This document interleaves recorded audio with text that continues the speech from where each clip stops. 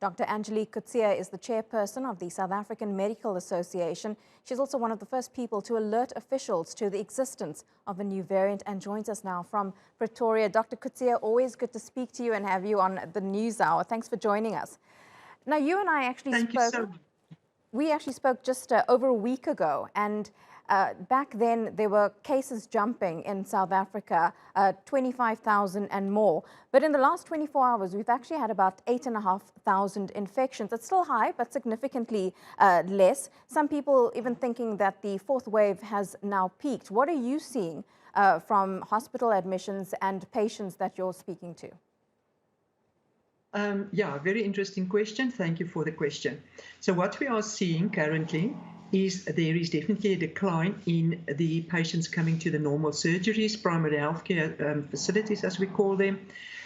Also, if we look at our hospital admissions, that's still much lower than it was with even Delta or Beta variants. So if we just to put it into perspective, yesterday we saw out of 666 facilities, the admissions was 328, and on the 18th we had only 87 admissions. So our admission rate may be a bit higher yesterday, but overall very, very low, taking into account of there is 666 facilities.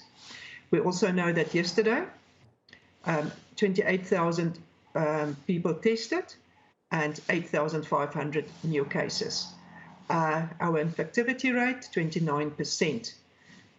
If we look at when Omicron was at its peak, that was around about the 17th of December, we had 23,400 positive cases.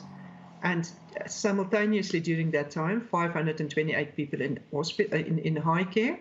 And on the 17th of December, only 7,900 people altogether, again, over 666 facilities, much lower than with Delta. With Delta, on the 14th of July, we had 17,400 people in hospital and 2,597 in high care and ICU. So numbers definitely much lower than with Delta, and of course the same data on Beta and with the variant in July. So Dr. Coetzee, what does this actually tell us then about the severity of Omicron? Because there are many scientists around the world. We see the US, the UK, Europe, even the WHO, sounding the alarm a bit, saying that we can't really tell the severity right now. A bit of a different situation in South Africa. Do you think there is an overreaction somewhat, or are they within reason, considering that European and UK populations are older than South Africa, which is a very young population? Yeah, I've heard all these arguments, and I just need to say to you that only 44.4% of our adult population has been vaccinated. Predominantly, our younger people are not vaccinated. And just like any other young people, they also like to party. They also go out, even though it's summer, they socialize. Again, don't wear their masks. We also need to remind the world that South Africa's got a high rate of HIV and TB, also under our younger population. And also that our older population, although it might be 6%, about 67% above the age of 60 is being vaccinated. And we haven't started with booster dosages. We are going to introduce that from the 1st or 2nd of January coming next year. So yes, this is our fourth wave.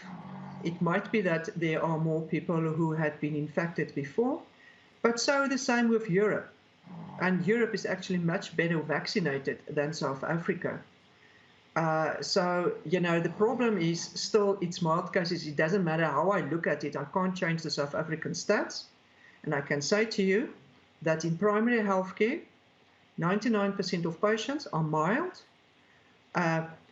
The only people that get admitted at this stage are, again, about 90% unvaccinated people, and you saw that our numbers are quite low in the ICUs with COVID-19. Our ICUs also don't distinguish between Omicron or Delta.